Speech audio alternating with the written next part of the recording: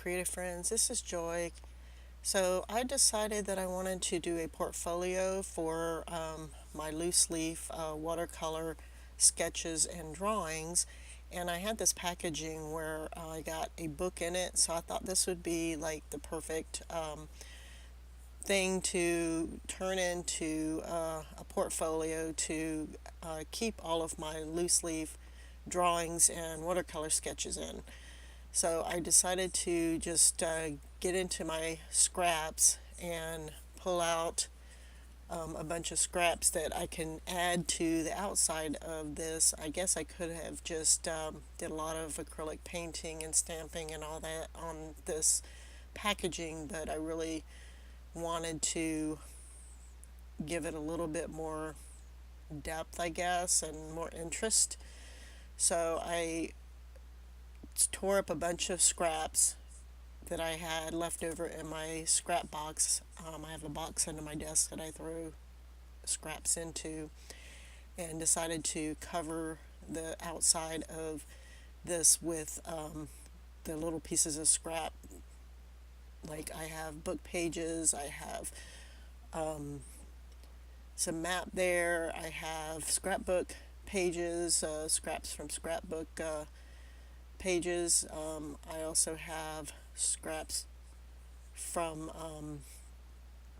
using music notes and stuff on projects, and so I completely covered the whole outside of this with all of these little scraps of paper.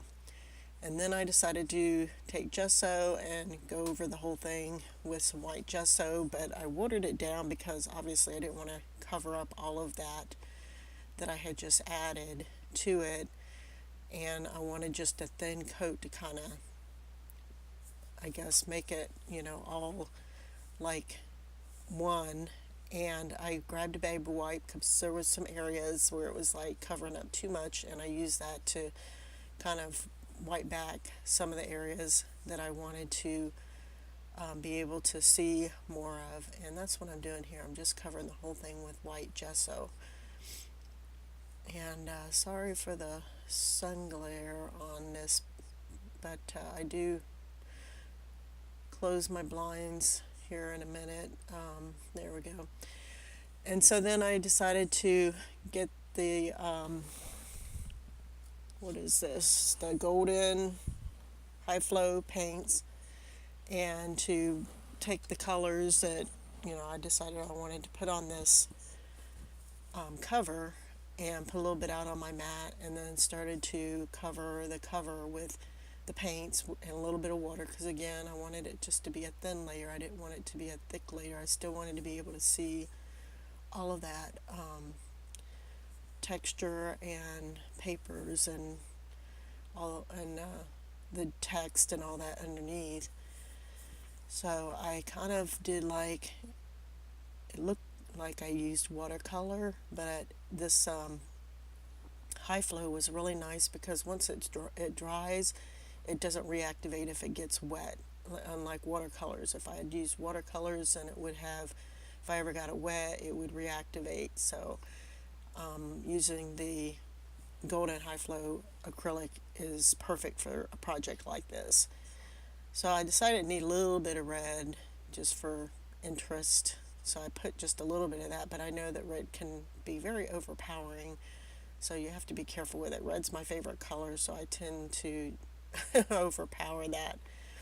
But I was sparing on this. And then I took some of my stamps and some StazOn ink. This is a black ink pad that I used to just randomly stamp some stamps on here. That was some kind of a text stamp.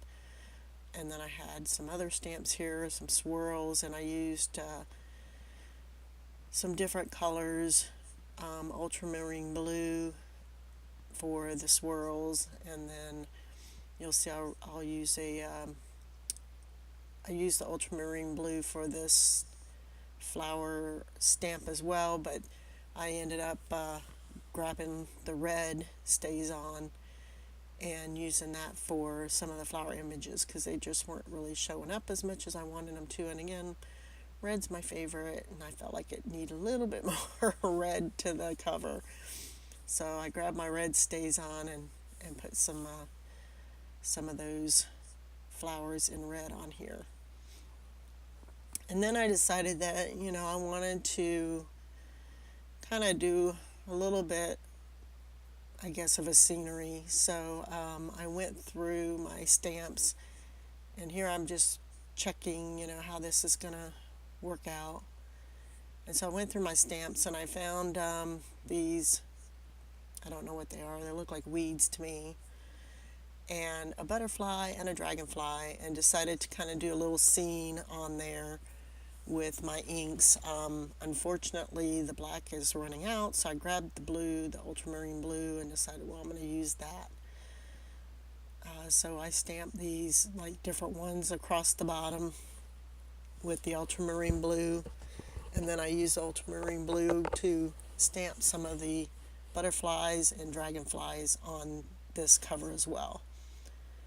But while I was in between waiting for this to dry, I decided to take some of my sheets of watercolor paper and do some backgrounds on them so that I would have some backgrounds ready to use whenever I decided to do a drawing. And of course, you saw that tiger drawing while I was waiting. I ended up doing that tiger drawing on one of the backgrounds that I did. And I do have a video of the backgrounds that I did that I'll be posting after this one, just to show some quick watercolor backgrounds that I created so that I would have, like I said, some of the papers with something on them to start with, so that I could just do my ink drawings on there, and then use watercolor and other pens, markers and pens to add color and more to the drawings and the pictures. So I think this is going to work out perfectly to house all of my drawings in. So I finish putting the flowers or whatever you call them on there, and then you see me here trying to use the black to stamp the dragonflies, but it's I really need to get a re-inker in the butterflies on here. For that black stays on ink, I just need to get a re-inker for it because it's definitely running out. And then I take my hole punch and I punch a hole because I needed some type of a closure, and I set an eyelet in the hole. And then I had this ribbon that I thought went great to go with this, so I put that in the hole, and then I wanted it to wrap around the whole portfolio to kind of hold it closed. So that's what I'm trying to figure out here, like how much do I need and how am I going to hold it closed. So I decided to fold it over and then go around the whole thing. And like I said, I'm just trying to figure out how much of this ribbon do I need. But I really like the way this turned out, and I think it's going to, like I said, work really great for what I need it for. And so I'm really happy with it. So once I figured the ribbon out, I decided to add some little beads and charms to the end of it. And here's some boho beads that I made.